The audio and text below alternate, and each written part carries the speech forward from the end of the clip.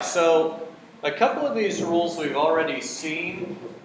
A couple of them you might have actually used without really thinking about it, but I want to actually see why they work here.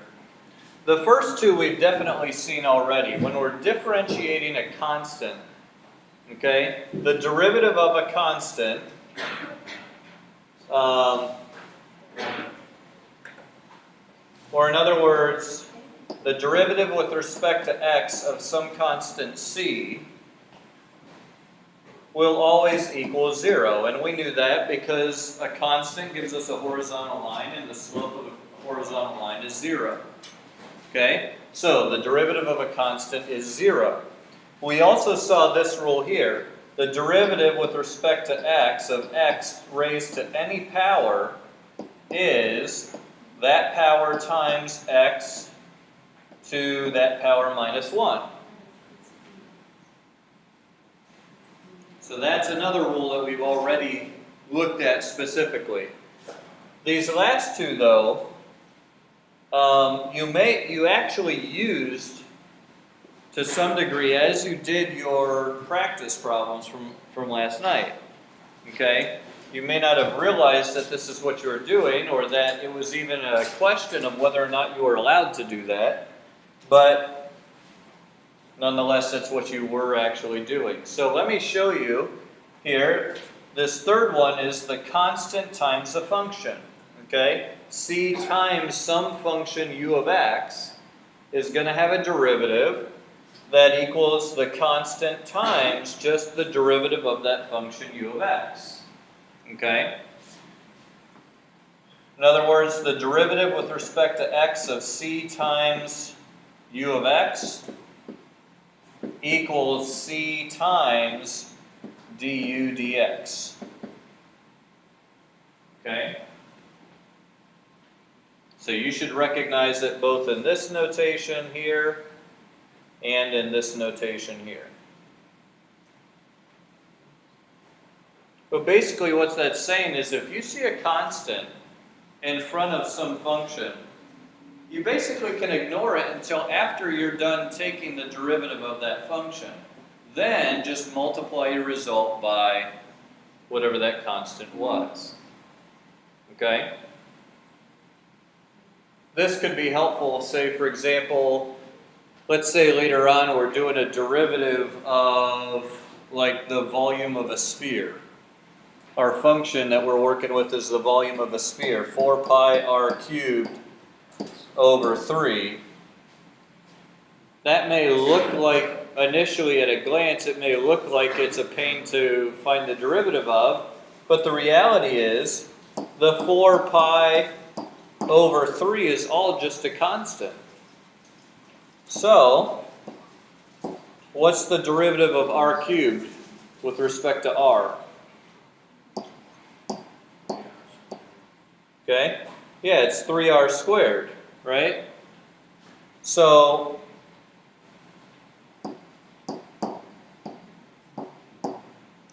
(3r squared) times the 4 pi over 3. This is just hanging around till we're done dealing with the r cubed part. Then we can simplify that, and that's 4 pi r squared. Okay? So there's an application where, we've got this big constant part that we can just set aside for a moment and focus on the function itself, differentiate that, and then multiply by the constant at the end. Okay? So that's one, the constant times a function. Another one is our addition rule. Okay? If we have the derivative with respect to x of the sum of two functions, u of x plus v of x, you can do that by simply taking the derivative of u, du dx, plus the derivative of v, dv dx. Okay? In other words, just like you were doing on the homework back here, when we were looking at x cubed minus 3x. You guys were actually using this, whether you realized it or not. We were looking at the 3x, or the x cubed. What's the derivative of x cubed? 3x squared. And then you were looking at the linear part here, the minus 3x. And oh, well, if that's a linear, its derivative is just the slope, minus 3. Okay?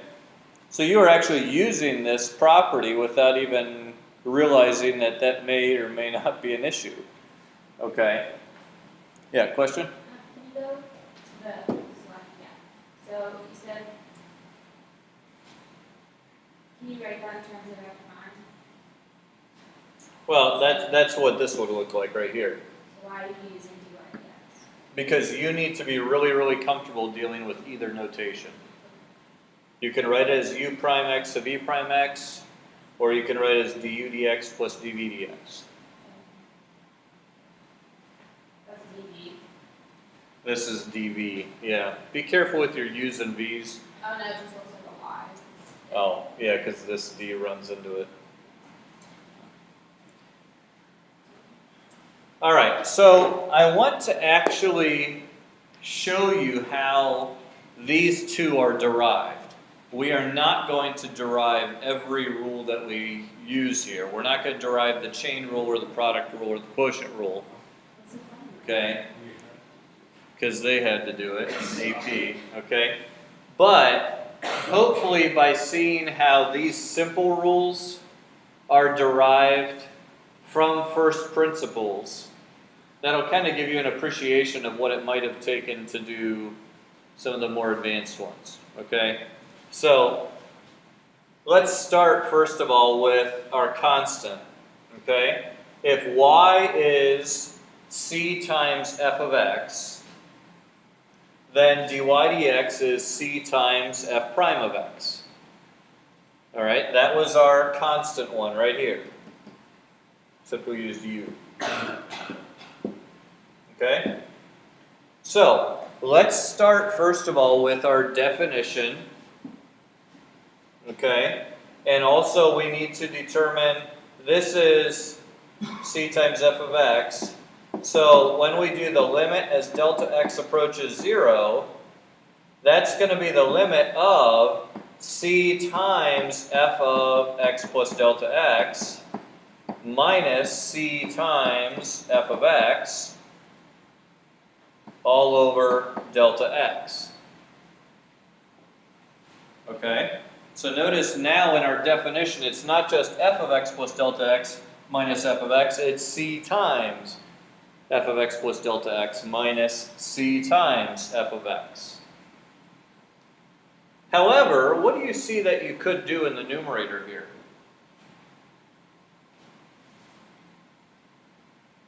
Do you make it Yeah. y? Wait, what? Take out a c. All right, check this out. These both have c's, so I could write this limit as delta x approaches 0 of c times f of x plus delta x minus f of x all over delta x. Now, why is that significant? Because we already learned a rule for limits that said if we have the limit of a constant times a function, what can we do? We can pull that constant out.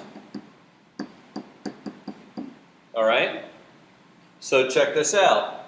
We have c times this, so I can pull the c out in front of the limit.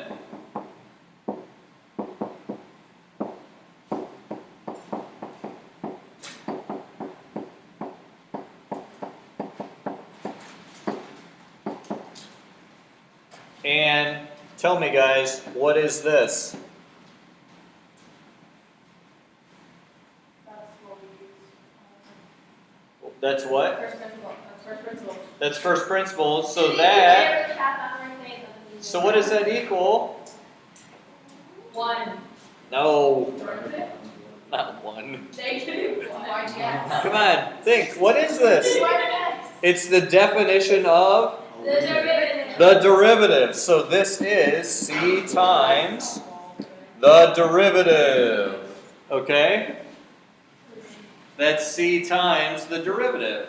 Okay? So that's why when we have c times a function, listen please, when we have c times a function, we can just take the derivative of that function and wait to multiply by the c until after we're done. It's because we were allowed to pull the constant out of a limit, and a derivative is just a big limit. Okay? So we can pull the constant out of the derivative as well. Okay? So that's one rule. Let's actually use this a couple times. Okay? What's our derivative for x to the 4th? 4x to the 3rd. 4x to the 3rd. Good. Okay? 4x to the 3rd. So, if I now have 20x to the 4th, It's really 20 times, what's the derivative of x to the 4th? Yeah. 4x to the 3rd. And then we do the 20 times the 4 and we get 80x to the 3rd. Okay? If I have 1/2 x to the 4th, how are we going to find that? 25 times 4x to the 3rd. There we go. It's 1/2 times the derivative of x to the 4th, 4x to the 3rd. So 2x. Very good. Okay? So, this is all using this one rule. Okay? Once you know the derivative of, you could even say the parent function, x to the 4th, then when you're multiplying it by this constant, you just take the derivative and multiply it by the constant. Okay? All right, so our next rule. Okay? Our next rule. Wait, what's the first one called? The exponent. It's just the derivative of x to the n. We call it swag rule. You can call it whatever you want, okay? It's just the derivative of x to the n. Okay? Alright. Alright, so now we have this function that's actually the sum of two other functions. Okay? We have a function that's the sum of two other functions, f of x and g of x. So when we find the derivative, the rule for the derivative of a sum is that you can take the derivative of each part of that sum, and then you just add the derivatives together at the end. Okay? So why is this true? Let's go back to first principles again. We have the limit as delta x approaches 0 of, we need this function defined at x plus delta x, okay? You guys need to focus, all right? So, we have f of x plus delta x plus g of x plus delta x, okay? And then we're going to subtract f of x plus g of x. Okay? And that whole thing again is over delta x.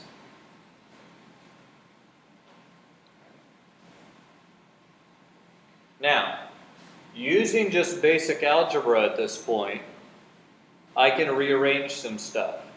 Okay? Notice what we'll do. We're going to take the limit as delta x approaches 0. I'm going to distribute this negative to the f of x and the g of x, and then I'm going to rearrange. Okay? I'm going to put the f of x plus delta x with the minus f of x. How does that help you? What? How does that help you? Well, watch. Now in this one I have g of x plus delta x minus g of x. Okay? That's over delta x. And now, because it's all over delta x, well, no, it can't cancel, but watch what we can do. I could write this as two separate fractions. Okay? So, first I have, I'm going to need a big set of brackets here.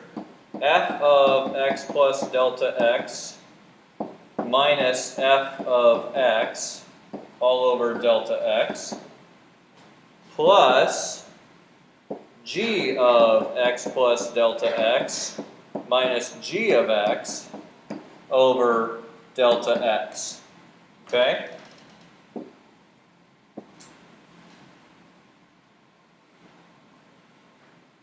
Now, that's significant because we also had a limit theorem that said if we have a limit of a sum, what can we do? Take the limit of both and add them. Yeah, we can make it the limit of the first one plus the limit of the second one. Can you? So check this out. Here's two things added together. So it's the limit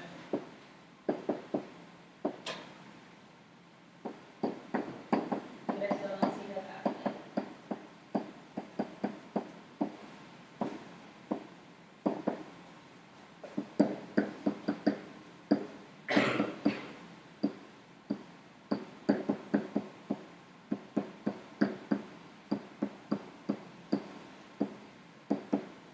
okay?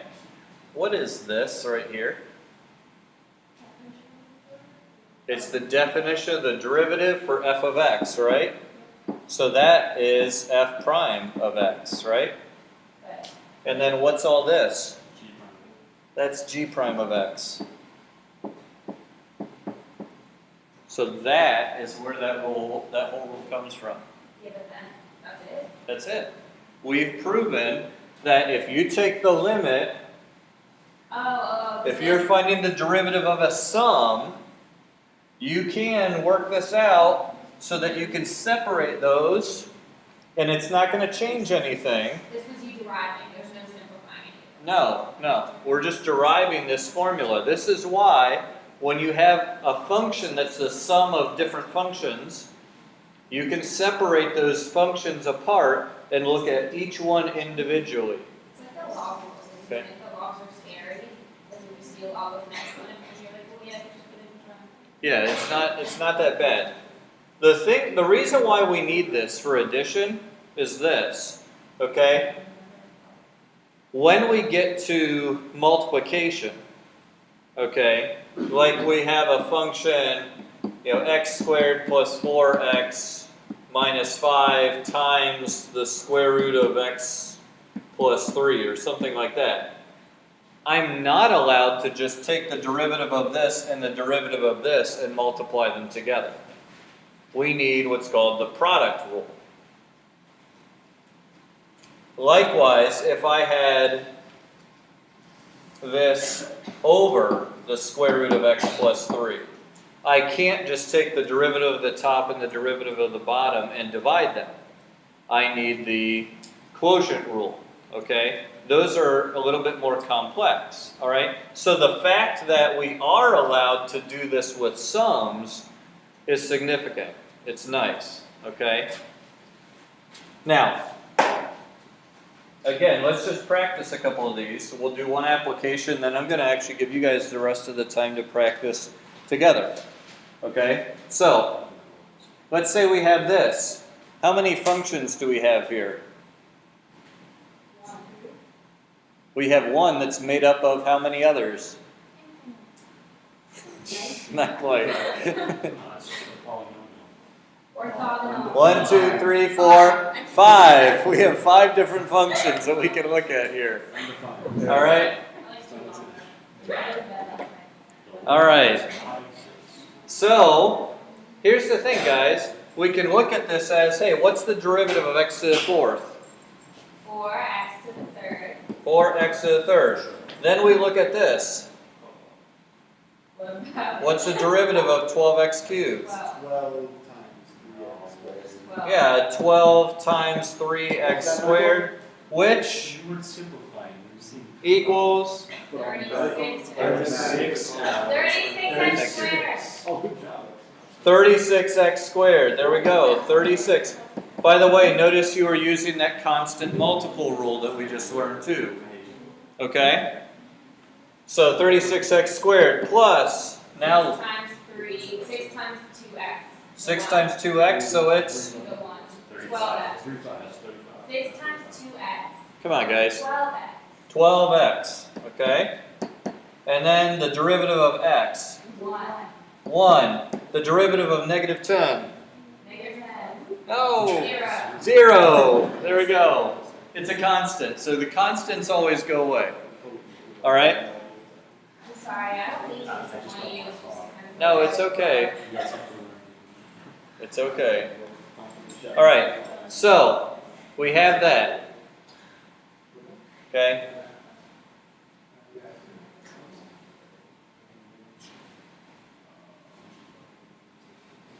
Whatever you're doing is being a distraction because I got like It's a squirrel. 3 out of 4 that are like this Literally behind you. resizing a circle. Okay, well, let's not be distracting. All right, now this applies also to this, okay? He's had AP, he's already done this like 2 months ago, so you guys haven't, all right? When we get to this stuff here, we have fractions. You've got to be able to handle the fractional exponents as well, all right? So Isn't that the square root of x? this is the square root of x, but to differentiate the square root of x, you've got to think of it in terms of an exponent, because then you're using the rule x to the n, right? So how do we differentiate anything that's x to a power? Like, turn into a power. Like if it's a cube root, it has to be like x to the 1/3. Well, yeah, we've already done that. It's x to the 1/2. Now how do we find the derivative? 1/2 minus, I mean 1/2, yeah, 1/2 minus 1. To the 1/2 Okay, minus 1. good. To the 1/2 minus 1, which is negative 1/2 power. Okay? And then we have 3x to the 7/15ths. So it's 7/5. 7/5, because the 3 cancels with the 15. Good. X to the negative 8/15ths.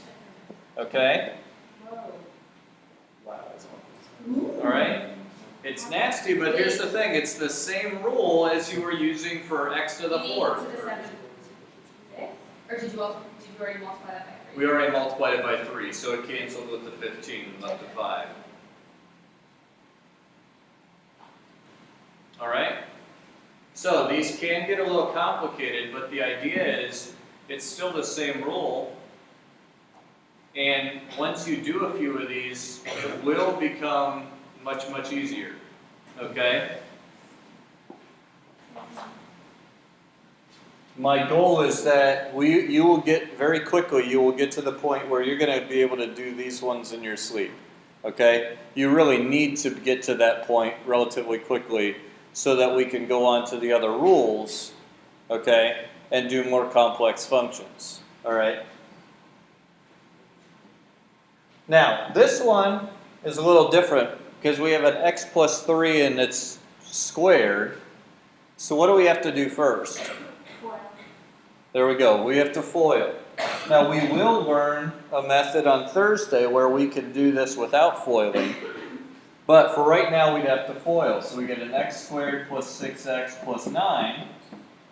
So then what's our derivative? Derivative of x squared is 2x. 2x. The derivative of 6x is 6. The derivative of 9 is 0. good, 0. All right, so it's 2x plus 6 is our answer. Okay? So like, basically, on the exam, they're just gonna give us equations, and they're gonna say like, find like f prime of x, but they're not. No, they're not. Because like this, I find like, just do the tricks, like look at it, just, use logic, whatever. When we start putting the derivative on the graph and stuff, and like you looking at the tangent lines, like I don't. And that's why we're building to that. We're learning the rules first. These are the simple rules for differentiation. I understand how to evaluate it, I just don't understand like literally what it is on the graph. Like I know it's a slope. But, like, Yeah. That's where the more we do different applications and things, it'll become more clear. This unit right now that we're doing, chapters 14 and 15, is really not much application at all. So what do Once we get to chapters 16, 17, 18, 19, those ones we're going to do a ton of application. So what do they understand? More of the application. But if you can't do this stuff first, then you can't do the application. So, all right, let's look at one other one here that takes us a little bit of a step further. Okay, it says find the gradient function. In other words, what's the function? The gradient function is f prime of x. Okay, what's the gradient function for y equals x squared minus 4 over x? Can you just do the method we did on the last page, where it's like you take the exponents and you move to the front and subtract? Okay, you can, except we don't have one for when we have 4 over x. But can't you get a negative exponent? We need to make it a negative exponent. As it's written, I mean, if you see it, you can just do it, but as it's written, we don't have a rule for the derivative of 1 over x. We do have a rule, however, for x to the negative 1 power. What I don't understand, why would the 4 be on top? What? Why would, the 4 was, that's just the problem, the 4 is on top. But when you do 1 over, when you do x to the negative 1, it's really 1 over x, and then you multiply it by 4. So it's 4 over x, yeah. Okay, so now since that's our function, what is the derivative of that function? 2x minus 4, or plus 4. Be careful with it, plus 4. Negative 1 times negative 4 will give us a plus 4. X to the, what is it? What's our rule? X to a power, you bring the power out in front and then you Oh, it's x to the third. minus 1. Okay, so it's x to the, 0. no, what's negative 1? Negative 2. Negative 2 power. Okay? Negative 1 minus 1 takes us to the negative 2nd power. Okay?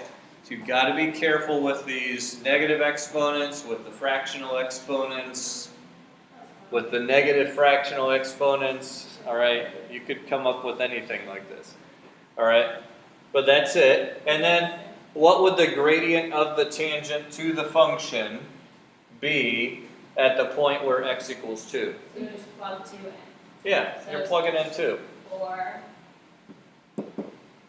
Yeah. What does that equal? 1. So the slope is 5. Okay? I feel like this is all we get really hard. Yeah. Like right now it's great. Oh my gosh, Michael. It's actually not as hard as you think, okay?